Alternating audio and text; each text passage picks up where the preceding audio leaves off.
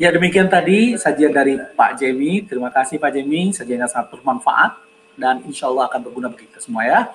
Dan berikutnya, satu sajian lagi, materi yang tidak kalah menariknya, yang akan disampaikan oleh Bapak Stephen Ajudianto. Beliau adalah Senior Vice President Mandiri University Group, yang akan menyajikan sebuah materi Granularity of Talent, Managing Talents and Their Contribution, masih dimoderatori oleh Mas Hamzah Asaduddin dan Kang Gugun Gunansyah. Dan jangan lupa pada para penonton semua, para rekan-rekan semua, untuk segera follow Instagram kami dari itdri.id. Sekali lagi, Instagram itdri.id. Pada rekan-rekan semua, marilah kita ikuti materi dari Stephen Ajudianto, yaitu Granularity of Talent, Managing Talents, and Their Contribution. Selamat mengikuti.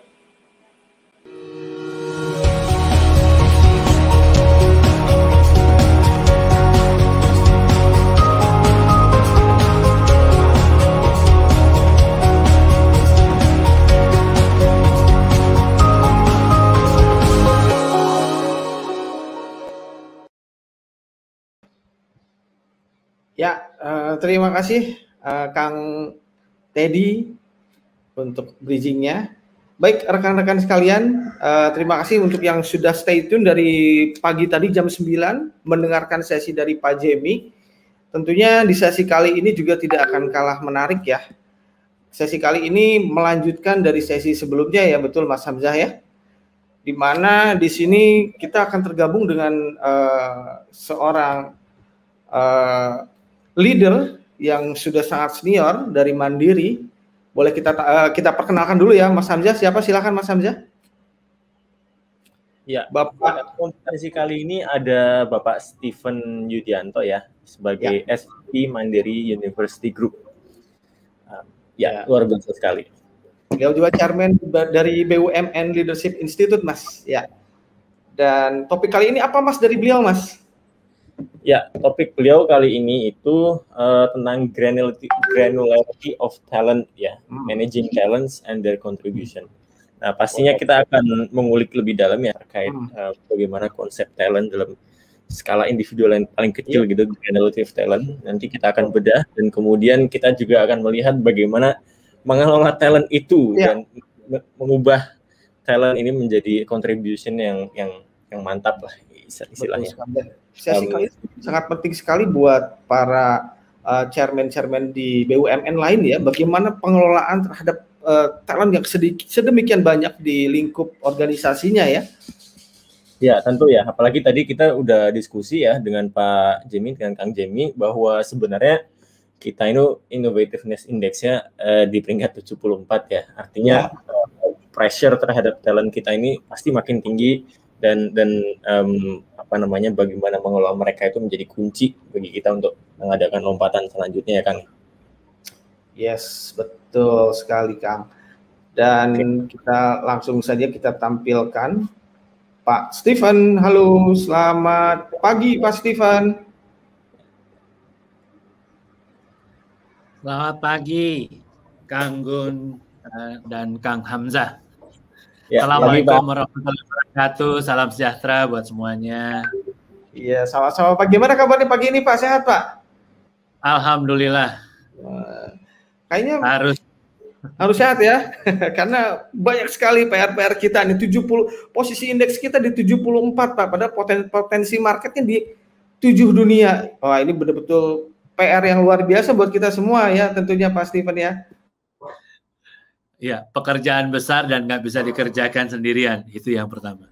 Ya, sinergi, wah kuncinya deh, mantap.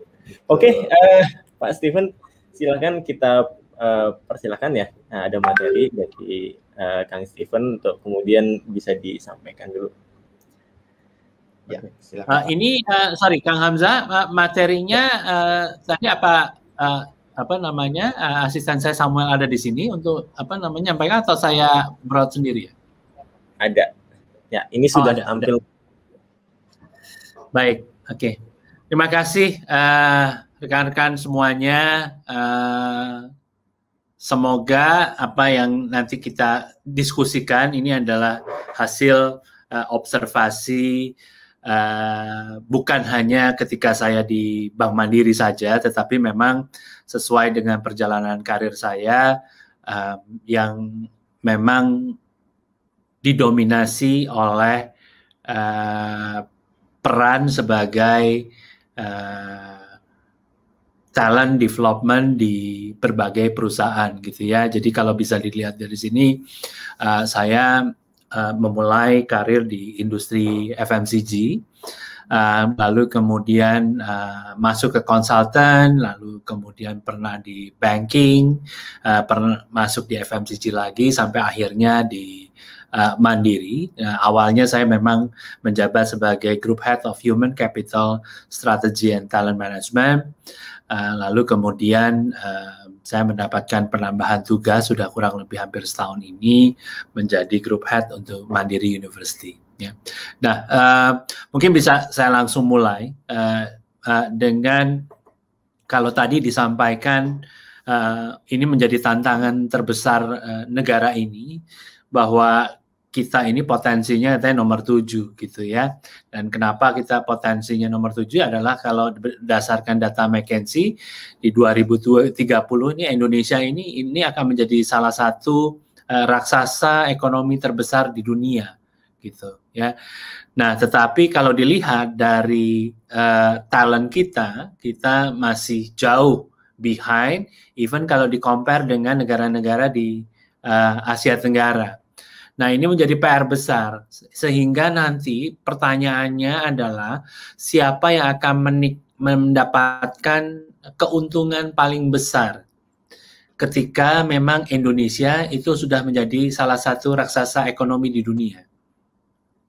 Nah, ini menurut saya bukan hanya dialami Indonesia, tetapi juga pernah dialami oleh negeri sebesar China waktu itu, gitu ya. Lalu bagaimana mereka mencoba mengembangkan talentnya. Nah, oleh sebab itu, kalau kita melihat dari sisi itu dari sisi makro ya, tapi kalau kita melihat dari sisi mikro, ini adalah top 10 challenges. Ya, yang diambil dari CEO Challenges di tahun 2018, which is menurut saya ini juga masih sangat relevan dengan dunia saat ini, gitu ya. Bahwa dua tantangan terbesar utama, yang pertama adalah CEO merasa mereka memiliki tantangan untuk 60% memiliki tantangan untuk mendevelop the next gen leaders. Ya, bukan hanya di Indonesia saja. Ini kan kalau di sini adalah CEO Challenges ya. Contohnya seperti kalau kita lihat adalah beberapa CEO saat ini masih bertengger mungkin lebih dari 10 tahun. Ya, contohnya Piyush Gupta dari DBS. Ya, ini menurut saya is a good thing and bad thing juga gitu. Good thing-nya adalah strateginya jadi konsisten gitu ya. Tapi bad thing-nya adalah succession-nya mandek. Ya, jadi dan ini tidak membuat organisasi ini bisa menurut saya lebih berkembang nanti di masa yang akan datang. Itu yang pertama. Yang kedua, dan ini is almost always ya menjadi satu tantangan terbesar. Saya berada di lebih dari 80 perusahaan selama kurang lebih 24 tahun terakhir.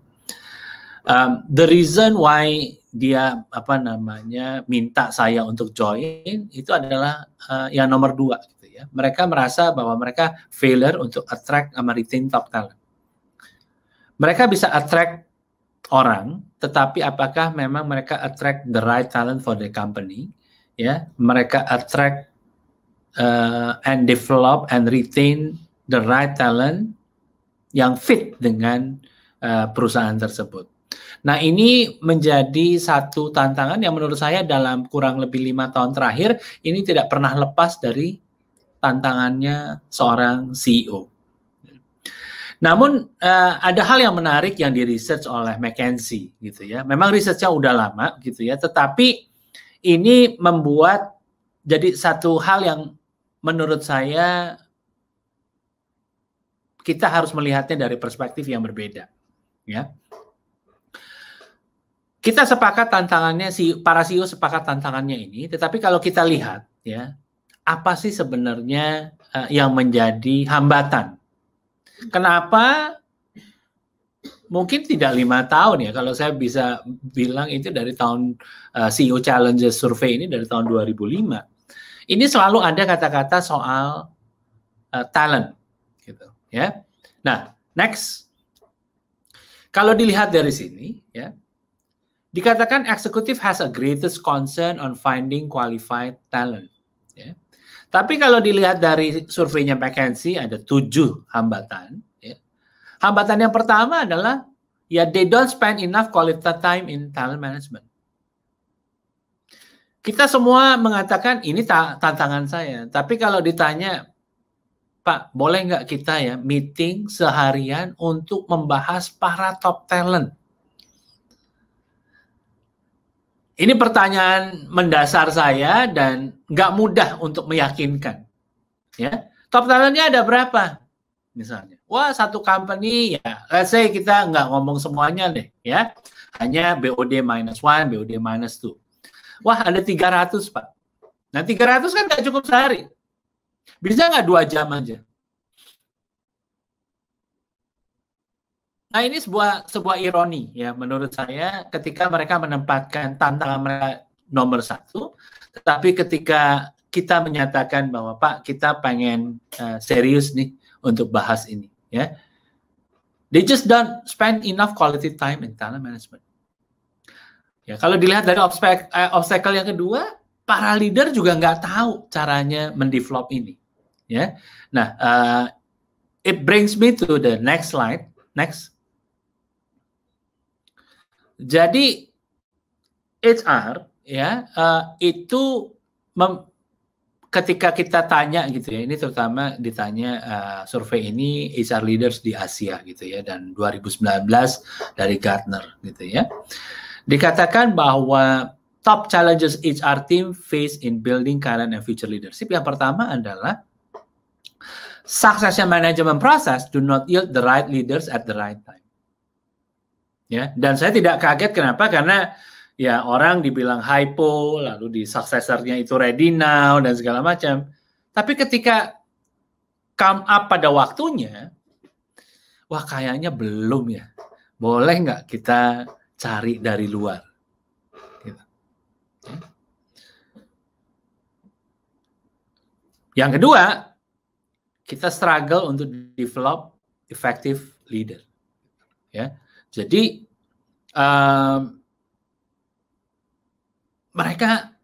kita spend a lot of money lah, ya, apalagi BUMN kirim S2 ke luar negeri, gitu ya, ikut join executive education program di globally recognized business schools, gitu, ya, spend billions of money, gitu, ya, tapi kenyataannya nggak keluar. Yang ketiga, our leadership bench is not diverse. Ya, artinya gini, ya, kita hanya mengerucut pada satu stereotyping. Leaders itu harus begini, gitu, ya, sehingga kita sulit. Ya makanya Pak Erick Thohir sekarang pengen membuka equal opportunity for women and millennials. Ya. Nah ini adalah tantangan-tantangan dari human capital yang memang kita hadapi saat ini dan nanti untuk yang ke depan. Ya. Nah atas dasar itu, next, saya merasa bahwa program talent management ini ya seringkali dianggap quote unquote tidak berhasil di organisasi, ya. Nah ini yang kemudian saya dalami selama kurang lebih 5 tahun terakhir. Ada 4 hal yang memang saya temukan, ya. Ini bukan hanya kasus BUMN, ya, tetapi ini juga kasus di private sector, bukan hanya kasus di Indonesia, tapi juga secara global. Ini saya mencoba melihatnya, ya, karena saya pernah berada di multinational company, saya pernah berada di local company, dan sekarang saya di BUMN. Dan saya melihat ini dari kacamata berbagai perusahaan tersebut, gitu ya. Yang pertama adalah it's just another HR initiative. Ya. Jadi seolah-olah talent management ini adalah programnya human capital, bukan strategi besar korporasi. Ya. Dan HR dikatakan hanya mengikuti tren. Wah, ini kan lagi hype nih ya, talent management. Ya, jadi kita harus punya talent management. Atau memang di drive ya dari top management mengatakan, wah ini lo harus bisa develop talent gitu ya. Tetapi siapa yang own ya? Siapa yang own this program? Kalau yang own ini adalah human capital ya. Nah, seolah-olah nanti kalau ini berhasil, yang mendapatkan istilahnya tepuk tangan itu adalah human capital. Nah, ya, sehingga ini tidak dirasakan sebagai sebuah bagian dari strategi atau grand strateginya perusahaan. Padahal banyak sekali, ya, core plan yang dilakukan oleh banyak perusahaan ini seringkali tidak tercapai karena tidak dibarengi dengan talent plan. Sekali lagi ya, banyak core plan yang dilakukan oleh perusahaan, ya misalnya core plan 2025 gitu. Tapi kita nggak pernah buat talent plan kita sampai 2025. What is really the game plan-nya untuk talent? Untuk bisnisnya ada. Ya, sehingga kalau saya menganalogikan, ya, kadang-kadang game plan-nya untuk bisnis itu kayak habis bensin di tengah jalan. Dan semua selalu menyalahkan, oh ini human capital-nya nih. Gitu. Padahal game plan itu harus menjadi bagian integral dari strategi yang nggak bisa dipisahkan. Saya ambil contoh sederhana begini. Ya. Saya dulu pernah bekerja di sebuah holding besar ya di Indonesia. Ya. Kurang lebih perusahaan ini adalah salah satu perusahaan terbesar di Indonesia yang memang saya kebetulan berada di sebuah anak perusahaannya, ya, yang bergerak di jasa keuangan. Ya, perusahaan ini bergerak di berbagai bidang, otomotif, kemudian ada mining, ada infrastruktur, ada agriculture, gitu ya, dan ada jasa keuangan. Ya. Nah,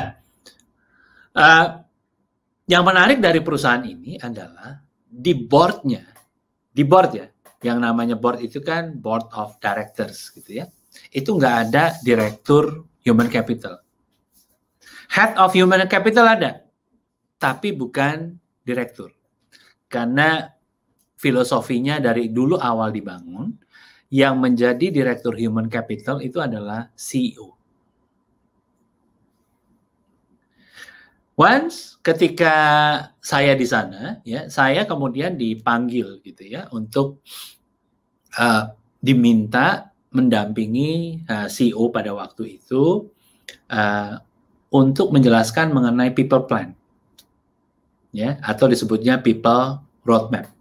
Mereka benar-benar serius buat profit roadmap atau portfolio roadmap, people roadmap, sama planet roadmap. Jadi 3P-nya itu dijalanin. Nah, ketika menjelaskan people roadmap, the CEO itu nanya gitu ya, what is your siapa talentnya? BUD-1, lalu apa plannya? Itu dijelasin.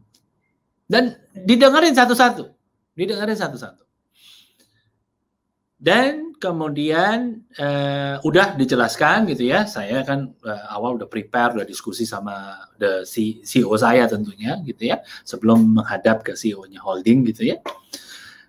Udah nih, kurang lebih 1 jam lah diskusi itu berjalan ya, dengan pertanyaan, challenge, dan segala macam. Yang menarik sebenarnya bukan dari sisi situnya gitu ya. Yang menarik adalah ya, tahun depan ya tahun depan, ya di waktu yang sama, ya kemudian kita dipanggil lagi, dan dia masih memegang deck tahun lalu. Dia nggak minta kita presentasi untuk plan tahun depannya, dia hanya mau mereview. Ini plan tahun lalu sampai di mana? Itu CEO loh.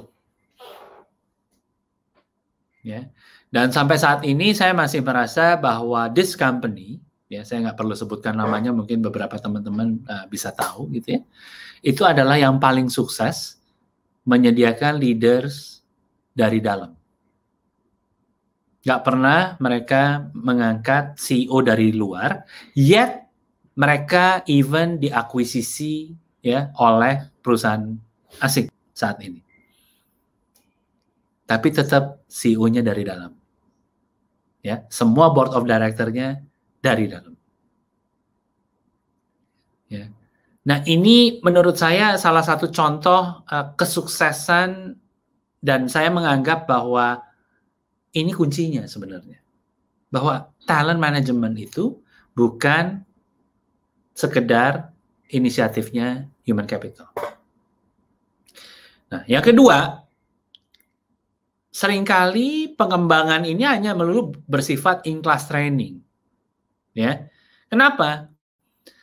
Karena setelah di-identify talent, ya udah nih, ya kita, wah udah sebenarnya plannya indah-indah, wah mau dibuatin ini ya, apalagi sekarang ada 70-20-10 gitu ya. Tapi yang kejadian mesti adalah, wah ini mesti dikirim ke top business schools, eksekutif program, ya ke Amerika lah, ke Swiss, ya sekarang ada pandemi aja gitu ya, jadi agak susah gitu ya. Dan menganggap bahwa setelah dikirim itu berarti program talent pengembangannya itu selesai, gitu ya. Nah ini yang akhirnya membuat talent ini programnya itu tidak stretch and accelerated, karena kita tahu ya namanya in-class training. Meskipun nanti dikemas, ada coachingnya, ada projectnya, ya tetapi stop there. Karena yang namanya ngembangin talent itu nggak bisa cuman short term. We really need to have a long term perspective and individualize. Gitu. Bayangkan ini talent, ya contoh lah. Kita punya beli batik mahal. Kira-kira menurut teman-teman mau jahitnya di mana? Yang pabrik, gitu ya, kelas pabrik, atau teman-teman mau jahitnya itu di kelas custom, bespoke tailor katanya.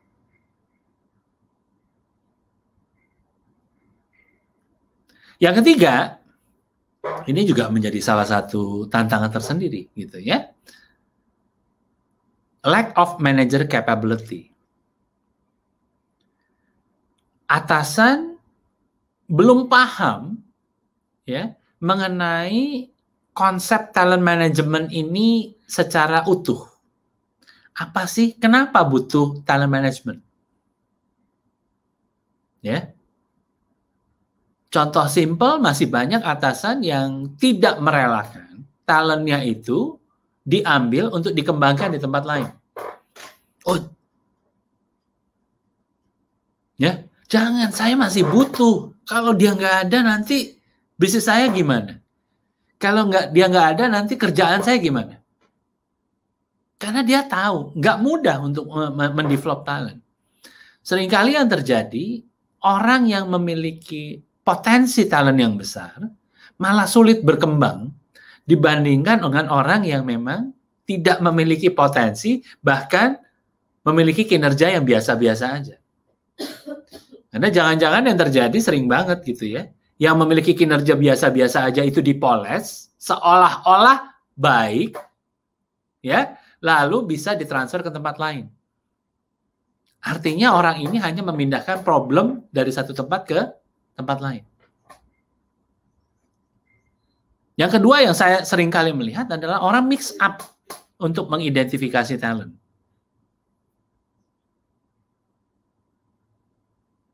Belum lagi berdasarkan observasi saya, bukan hanya di Indonesia saja, kita ini punya masalah di dalam melakukan coaching atau mentoring. Ya, 5 tahun terakhir ini coaching hype menurut saya. Ya, semua orang sertifikasi coaching. Ya, tapi ada satu hal yang menurut saya harus dipahami, gitu ya. Esensi coaching itu untuk mengembangkan talent itu seperti apa sih? Nah, ini juga menjadi satu hal yang menjadi tantangan. Ya. Last but not least, seringkali orang itu mengkaitkan talent ini adalah melulu kinerja. Nggak boleh kalau orang hypo itu, kinerjanya itu cuman mediocre. Dalam konteks, misalnya rating 1-5, wah nggak mungkin lah dia itu rating 3. Masa talent? Ya, apalagi di Notion dengan saat ini gitu ya. Yang namanya rating 3 itu dianggap udah sangat jelek, padahal itu kan memenuhi ekspektasi gitu ya. Pengalaman saya di sektor private dengan BUMN ini agak beda gitu ya. Kalau di private benar-benar menerapkan the normal curve gitu ya.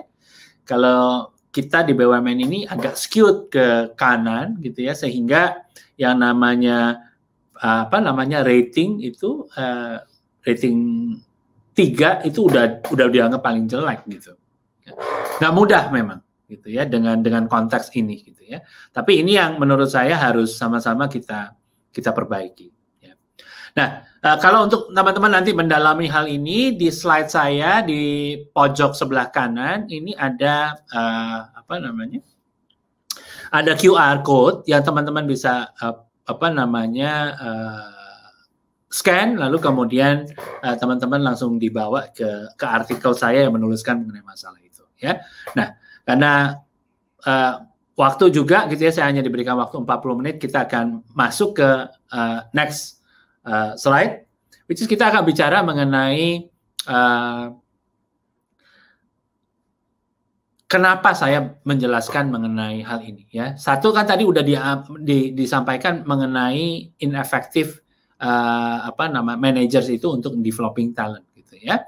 Jadi di sini ada beberapa hal yang dianggap kita itu less effective gitu ya.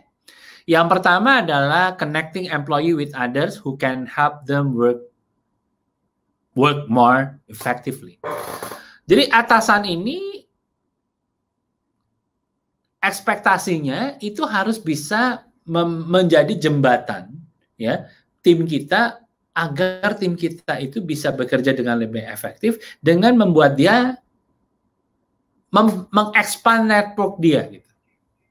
Kita nggak perlu ngasih tahu, tapi dengan kita memberikan jalan, ini harusnya ya atasan itu bisa jadi seorang, saya quote unquote namanya pathfinder. Ya, ini yang pertama. Yang kedua, tadi yang sudah saya sampaikan, yaitu effective coaching. Dan last but not least adalah giving employee ongoing, informal feedback about their performance. Apalagi saat ini millennials, ya, yang terjadi seringkali ya either memang kesalahan, ya. Jadi employee itu kalau didiskusikan itu kalau yang memang punya kesalahan, yang diajak ngomong. Diomelin gitu ya, marah-marah gitu ya atasan. Tapi kalau employee yang udah baik, apa pernah kita kasih feedback? Padahal mereka yang paling butuh menurut saya gitu ya, supaya apa? Supaya mereka bisa terakselerasi dan termotivasi untuk bisa jadi lebih baik lagi. Karena chance mereka untuk lebih baik lagi itu lebih besar daripada orang-orang yang memang menurut saya udah deadwood gitu. Bukan berarti yang deadwood itu nggak kita kasih feedback gitu ya. Tetapi chance atau benefit dari feedback itu terbukti ya, itu akan lebih efektif diberikan kepada orang-orang yang memang sebenarnya itu sudah baik. Ini mindset. Nah, oleh sebab itu atas dasar ini saya mencoba membuat satu istilah. Sebenarnya saya mendapatkan istilah ini, it's just come out gitu ya. Tapi saya kemudian coba research gitu ya. Ada nggak sebenarnya orang yang sudah menggunakan istilah ini, which is itu talentship, gitu ya. Dan saya hanya punya satu literatur gitu ya dari Baudre and Ramstad yang mengatakan talentship itu adalah science that improve the stewardship of the hidden and apparent talents of employee. Ya. Nah, saya ingin BUMN bergerak ini mencoba quote unquote mengkampanyekan ini gitu ya. Pak, talentship apa bedanya ya sama leadership gitu ya, banyak gitu ya, tapi intinya begini, talentship itu adalah kemampuan ya kita untuk menganalisis potensi orang, itu aja sebenarnya. Kalau saya bayangin, orang ini adalah semacam kayak talent scout di entertainment lah gitu ya. Kalau kita bisa membayangin yang namanya Simon Cowell gitu ya, itu tugasnya dia itu adalah bagaimana caranya seseorang itu mungkin bisa menjadi artis atau boy band yang memang canggih, tetapi dari orang yang nol. Atau kalau saya bisa ke dunia olahraga, itu adalah ada talent scout kan, yang memang masuk ke akademi-akademi untuk melihat ya siapa saja yang memang harus di grooming, kita dapetin nol. Tetapi talent scout ini juga punya strategi kan. Strateginya adalah kita mau identify, develop, atau kita mau buy atau rent. Nah, kemampuan ini menurut saya beyond leadership. Kenapa? Leaders tendensinya adalah create followers. Karena kata-kata kalau teman-teman belajar leadership gitu ya, ability to influence. Nggak pernah ada definisi leadership mengatakan ability to create leaders atau grooming leaders. Ya. Nah, oleh sebab itu ini beyond leadership. Nggak semua leader itu punya talentship. Ini hasil pengamatan saya. Lalu apa saja yang harus dilakukan orang untuk punya talentship? Talentship ini kuncinya, outcome-nya adalah kita menghasilkan the right talent at the right time. Ya. Dan untuk bisa melakukan itu ada 3. Ya. Yang pertama harus punya the right mindset. Yang kedua harus punya the right skills.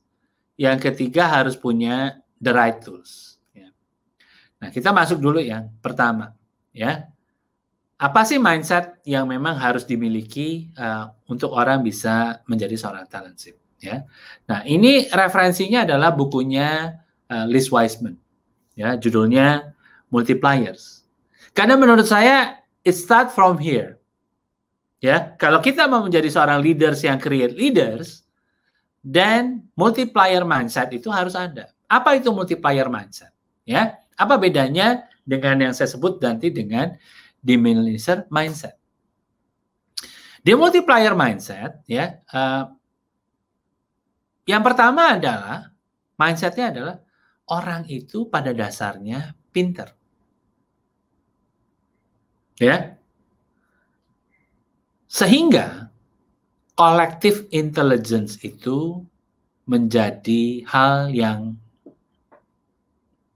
atau pendekatan yang memang paling benar ya untuk mengelola tim. Ya, ini. Tapi kalau di diminisher mindset, ketika seorang leader itu dipromot, dia udah mengatakan, saya lebih pinter, makanya saya yang diangkat jadi leader. Ya. Nah, dengan ini nggak gampang, ya. Nggak gampang. Nanti saya akan tunjukkan lebih spesifiknya di sini, gitu ya. Yang kedua, bahwa orang itu bisa berubah, bisa berkembang. Tapi kalau kita udah mengatakan bahwa udahlah dia emang udah kayak begitu, mah dia udah nggak bisa berkembang. Yang ketiga, mindset-nya develop. Ketika melakukan diskusi kinerja, mindset-nya saya mau ngembangin orang ini, bukan saya mau cari kesalahan, bukan saya mau menentukan rating. Tapi kalau diminisher mindset, saya harus cari kesalahan sehingga karena saya nggak suka sama dia, ya, sehingga saya bisa justifikasi dia itu rating 3. Development opportunity. Orang yang punya multiplier mindset itu selalu berpikir bahwa apa ya, kesempatan yang saya bisa berikan kepada tim saya supaya anak ini berkembang. Selalu mikirin soal development opportunity. Dan development opportunity saya bilang itu adalah lattice. Lattice itu kayak di taman bermain kanak-kanak itu, teman-teman lihat ada sebuah bola raksasa gitu ya, yang anak-anak itu bisa naik, turun gitu ya, ke kanan, ke kiri. Karir itu kayak begitu. Pengembangan itu kayak gitu. Pengembangan not necessarily goes up. Pengembangan bisa ke kiri, bisa ke kanan, bahkan bisa turun. Sementara yang di sebelah kanan, ya sebelum saya dipromosi, mah kamu udah nggak ada apa-apa lah, kamu di situ aja. Ya. Lalu talent appetite. Ya, kalau teman-teman di bank itu yang namanya risk management itu udah paham gitu ya. Nah, tapi kalau dalam konteks talent ini adalah berani nggak sih kita ngambil seseorang yang memang mungkin hanya 50% atau 60% ready untuk kita jadikan tim kita. Kebanyakan dari kita maunya 90% ready baru kita rekrut. Kita nggak mau capek. Ya. Karena tugas kalau di mindset diminisher kita pengennya performance saya bagus. Ya. Saya nggak pikirin tim saya di bawah saya. Yang penting gimana caranya saya membuat performance tim saya, quote-unquote performance saya bagus. Last but not least, orang itu mikirnya bagaimana melesatkan potensi. Tetapi di sisi lain, diminisher mindset, quote-unquote, mungkin ada sesuatu yang memang belum selesai. Saya masih punya ambisi untuk jadi orang nomor 1. Saya nggak pernah mikirin tim saya. Saya masih punya ambisi. Nah, ini mindset seperti ini yang memang harus diubah kalau memang kita pengen jadi talent shoot. Gitu ya. Nah, ada beberapa sebenarnya yang bisa saya sampaikan di sini gitu ya. Tapi teman-teman kalau memang mau mendalami hal ini, baca bukunya Liz Wiseman, Multiplier, menurut saya very interesting ya, untuk bagaimana caranya kita bisa mengubah mindset kita ya. Ya, for the sake of time mungkin kita bisa langsung aja ke yang nomor 2, Sam, yang skills. Next aja ya. Nanti teman-teman bisa baca di ya. Nah, yang kedua skills. Nah, menurut saya skills ini juga is very important. Ya, yang pertama adalah skill untuk identifying talent. Nah, saat ini sudah terjadi paradigm shift. Ya, kalau dulu orang melihat potensi itu dari sisi readiness. Readiness dalam konteks bisa nggak ya orang ini ngelakuin ini. Jadi ngelihatnya itu readiness. Nah, readiness ini dilihatnya dari apa? Ya dulu dia pernah di mana aja, trainingnya pernah lakuin apa aja, pengalamannya apa aja, dia bisa ngelakuin ini. Tapi dengan konteks VUCA yang sekarang, dengan uncertainty, dengan landscape yang udah jauh berbeda, then we are going to move to yang namanya growth agility. Ya, which is orang itu diidentifikasikan will she or he learn it? Which is ada 3 hal yang dibutuhkan sebenarnya. Growth mindset, ya teman-teman semua udah tahu, saya nggak perlu menjelaskan itu. Yang kedua adalah agility. Yang ketiga adalah grit. Ya, growth mindset referensinya Carol Dweck, ya, The Mindset. Nah, di grit itu ada bukunya Angela Duckworth, judulnya Grit, ya, yang teman-teman juga harus baca. Ya, nah ini yang menurut saya, mohon maaf saya bukannya menstereotyping, ya, tapi ini banyak terjadi di teman-teman, ya, quote unquote teman-teman millennials, ya, karena gini, kadang-kadang yang terjadi itu adalah saya sebutnya generasi control alt del gitu, ya, artinya karena mungkin nggak sabar, ya, akibatnya kalau dia sudah ada problem gitu, udah nganggapnya mengatakan begini, oh kerjaan ini nggak sesuai sama passion saya, ya, lalu saya harus pindah kantor. Kantor ini kayaknya nggak sesuai sama aspirasi saya, nggak sesuai sama yang saya lihat-lihat di film-film atau di Netflix mengenai it's a millennial friendly office. Wah, kantor jadi is too terlalu cepat untuk judging bahwa ini nggak pas dengan dirinya. Akibatnya apa? Dia nggak punya grit. Grit itu apa sih? Ya kemampuan untuk lu jatuh, lu gagal, dan lu bangkit lagi. Karena kemampuan bangkit lagi ini it takes two, ya. Pertama memang ada unsur eksternal, tapi unsur yang paling penting adalah unsur internalnya. Gue penasaran. Saya selalu ingat dulu, ya. Saya pernah punya atasan yang menurut saya, waduh, ya, jauh dari ideal, gitu, ya. Tapi terus satu orang leader itu bilang ke saya, gitu, ya, Steve, lo mikir nggak, ya, kalau lo bisa perform di depan dia, gitu, ya, dan lo diapresiasi sama orang ini, ya, you can manage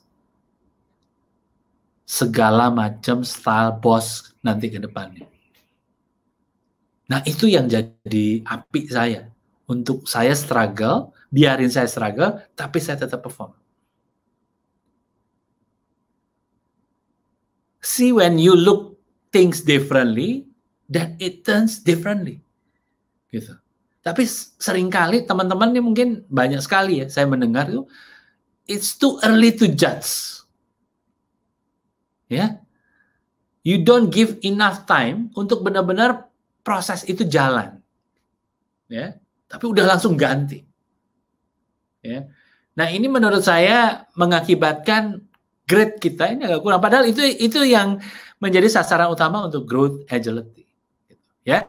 Nah untuk itu kita harus mengidentify potensi ini dengan cara yang memang benar-benar kita bisa melihat. Apa itu growth mindset, agility, sama grit. Ya. Skill kedua yang menurut saya penting itu adalah skill yang saya sebut dengan coaching. Nah, di Mandiri saya mencoba mereconstruct coaching itu menjadi development dialogue. Karena menggunakan kata-kata development dialogue ini menjadi penting. Ya, nah development dialogue ini itu adalah sebenarnya sama seperti coaching, ya. Tetapi kalau dilihat dari kata-katanya, satu orientasinya development, yang kedua dialog. Ya, kalau dialog itu kan harus dua arah. Jadi kadang-kadang yang terjadi, saya melihat, ya, saya mengobserve, gitu, ya. Saya tidak menyamaratakan, tapi this is when I observe in my current company now, gitu, ya. Banyak orang yang melakukan coaching ini sulit membedakan antara memberikan coaching sama memberikan arahan. Akhirnya jadi one way.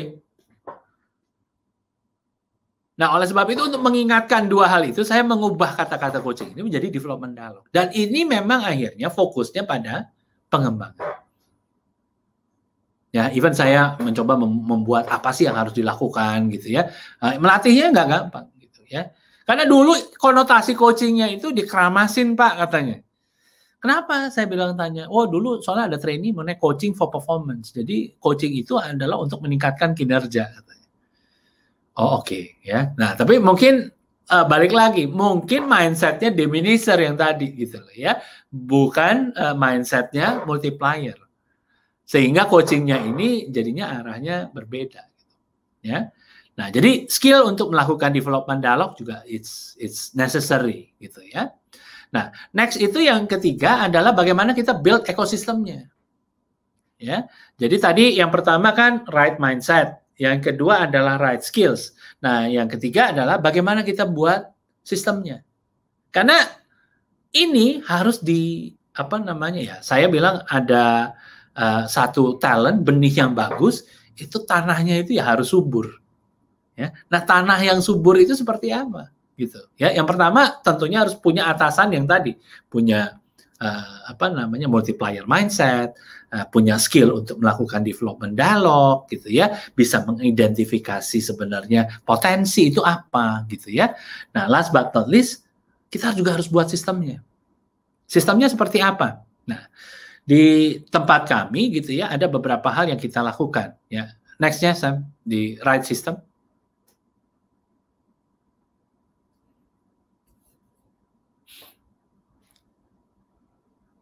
Boleh next? Ya, jadi the right system itu adalah bagaimana kita membuat yang namanya pengembangan atau pembelajaran ini bukan hanya di classroom atau sebatas development dialog. Ya. Nah, kita selalu berpikir bahwa ada 4 yang saya lakukan ya. Yang pertama adalah educate. Yang kedua adalah engage, yang ketiga adalah expose, yang keempat adalah experience. Sorry, slide-nya bisa diganti?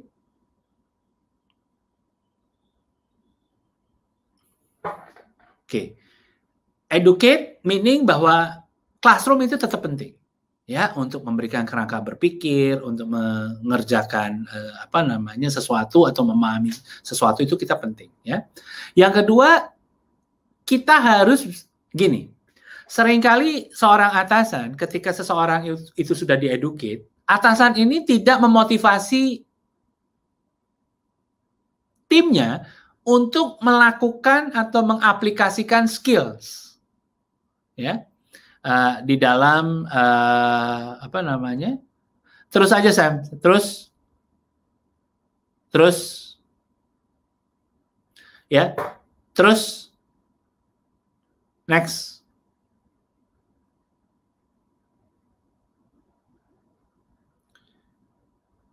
Ya, oke, ya.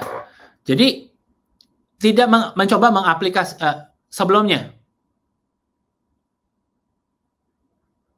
Jadi tidak mencoba mengaplikasikan skill yang ada di sini, gitu ya.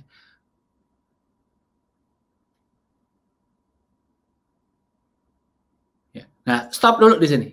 Stop dulu. Jadi saya mencoba mengenalkan yang saya sebut dengan mission based development program for high performance. Ya, jadi ini adalah integrated bagaimana seseorang department head, gitu ya. Yang kita punya mission base.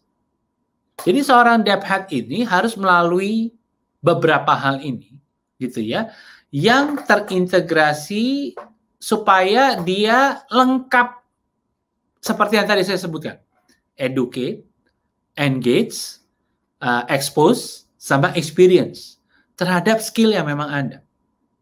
Ya, nah ini menjadi KPI dari group head-nya.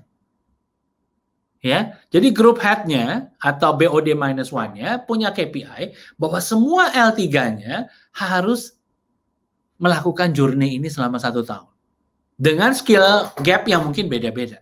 Tetapi journey-nya sama. Gitu. Ya.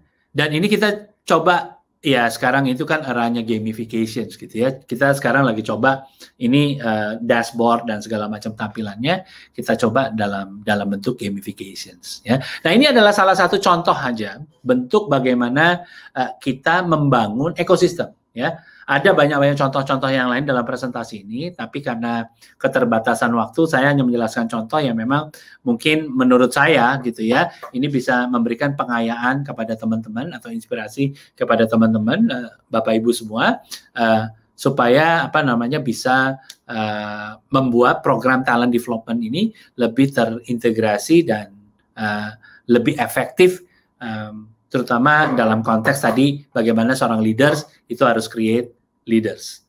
Saya pikir ini aja yang bisa saya sampaikan.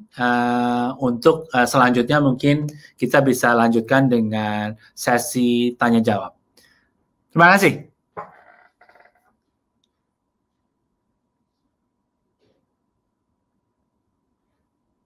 Saya kembalikan ke moderator.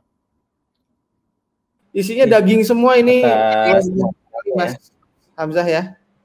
Iya. Ini sudah langsung pertanyaan banyak sekali yang masuk.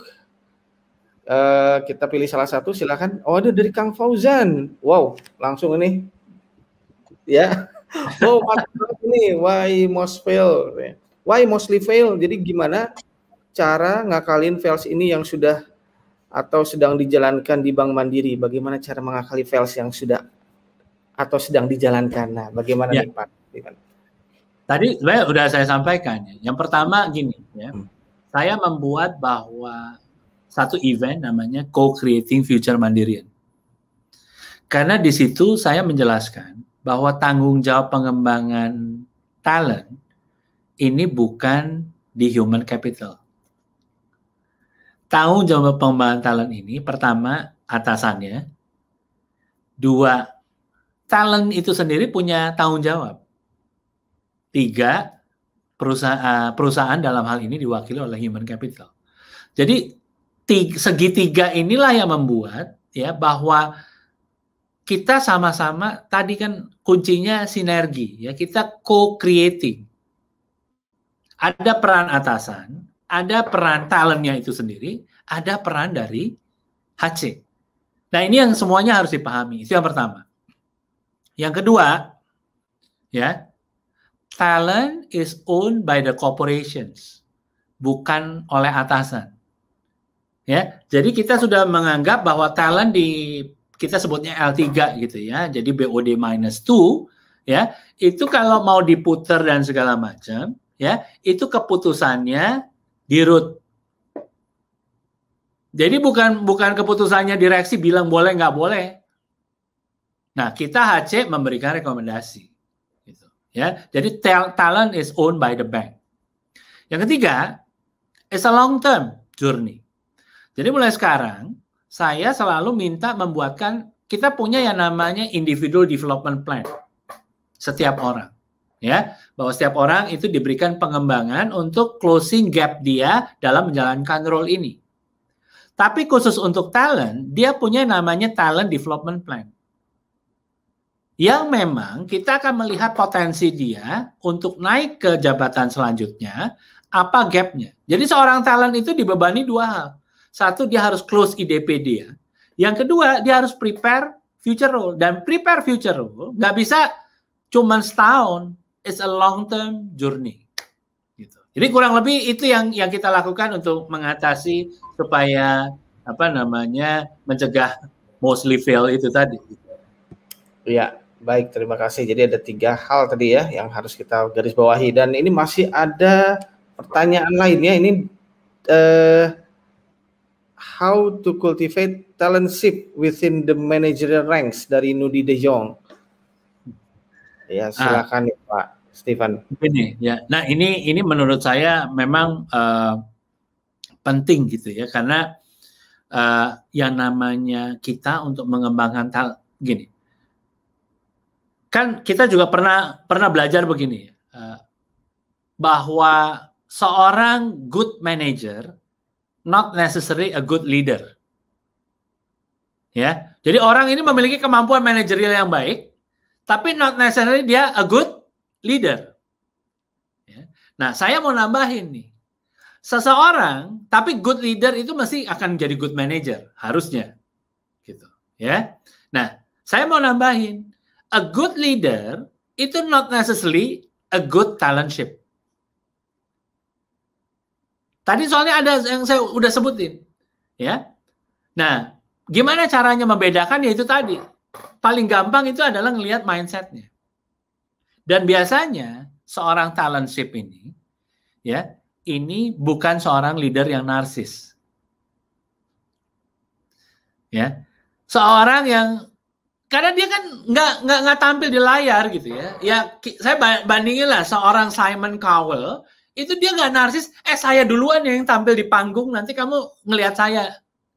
Enggak, dia selalu at the backstage, gitu ya. Nah kalau udah ada leader yang waduh ya berlomba-lomba tampil di panggung mana-mana, padahal menurut saya tampil di panggung itu adalah memberikan kesempatan kepada timnya. Saya punya kesempatan nih misalnya ya, jadi speaker kayak beginilah gitu ya. Satu dong, saya nanti di sesi terakhir saya minta kamu sharing ini ya. Nah pernah nggak kepikiran para leader yang seperti itu? Kalau leader itu belum selesai sama dirinya, dia nggak akan pernah kepikiran, dia jalan aja terus, gitu. Ya, jadi so that's makanya satu saya melihat bahwa talentship ini menurut saya ya kalau gini dah, ya kalau teman-teman sering nonton film silat gitu, ini kan kayak sudah guru yang jadi pandito gitu. Dia sudah kembali ke gunung untuk dia bertapa aja dari sana gitu ya, ngajar orang dan segala macam. Dia nggak akan mau turun gunung untuk ke sana. Jadi memang nggak mudah. Tetapi saya mau campaign ini karena Indonesia kekurangan talentship. Banyak leader kita itu create followers, tapi leader kita itu jarang yang punya mindset untuk create leaders. Gitu Kang. Luar biasa nih. Pertanyaannya masih numpuk sebenarnya ini Pak Stephen. Bagus sekali. Cuman kayak memang perlu ada satu sesi khusus ini buat mungkin ya buat kurang waktunya. Sekali nih. Masih ini pertama kali juga ya. Luar biasa ya. Talentship itu ya. Tapi yang sangat menarik ya kalau mau diulik itu kayak butuh satu sesi tersendiri ya. Iya, mohon maaf Pak Stephen karena memang kebetulan waktunya sudah mau habis ya. Jadi kita minta ya untuk closing statement satu aja, mungkin barangkali untuk jadi oleh-oleh ya audiens yang ada hari ini. Oke, jadi dengan BUMN bergerak ini saya harapkan kita bisa kampanyekan talentship ya, dan ini menurut saya merupakan satu gerakan yang memang bagaimana kita menciptakan seorang pemimpin yang memiliki kemampuan untuk mencetak pemimpin, bukan untuk memperbanyak pengikut. Itu aja dari saya. Luar biasa, keren. Wah, mantap. Ini PR sekali seperti ini Mas Hamzah. Memang kita perlu sesi lebih lama ya dengan Pak Stephen ya. Ini nanti kita buatkan Kang ya. Ya, terima kasih banyak Pak Stephen atas waktu dan insight-nya, luar biasa sekali, betul ya Mas Hamzah ya. Ya, betul banget. Dan, terima kasih atas waktunya. Sesi berikutnya juga ya. Terima kasih banyak kesempatannya udah diberikan kepada saya untuk bisa berbagi. Ya. Mohon maaf jika ada salah kata. Terima kasih kepada moderator yang hebat-hebat ini, yang tetap punya energi. Sampai jam berapa nih hari ini? Kita musik ya. Sampai jam sore. Oke, terima kasih banyak. Semoga bisa memberikan inspirasi, jadikan BUMN kita bergerak. Ya, assalamualaikum warahmatullahi wabarakatuh. Ya, sama-sama Pak Stephen. Waalaikumsalam. Ya, terima kasih Pak. Oke, rekan-rekan sekalian, sudah berakhir ya sesi yang kedua. Tadi luar biasa, emang waktunya sebenarnya kurang nih. Jadi karena emang kapasitas buat cara pembicara kita luar biasa, hebat-hebat banget gitu. Pertanyaan juga bagus ya, belum bisa kita angkat. Pasti mohon maaf kepada yang sudah bertanya ya. Ya, nanti mungkin kita keep dulu ya Mas Gugun ya. Nanti kalau ada sesi lain saja kita tanyakan kembali. Nah, jangan kemana-mana. Habis ini masih ada satu sesi yang nggak kalah menarik, bahkan sangat luar biasa ya, dari the one and only ya Pak Hermawan Kertajaya. Nanti habis ini kita akan mulai, jadi stay tune. Terima kasih.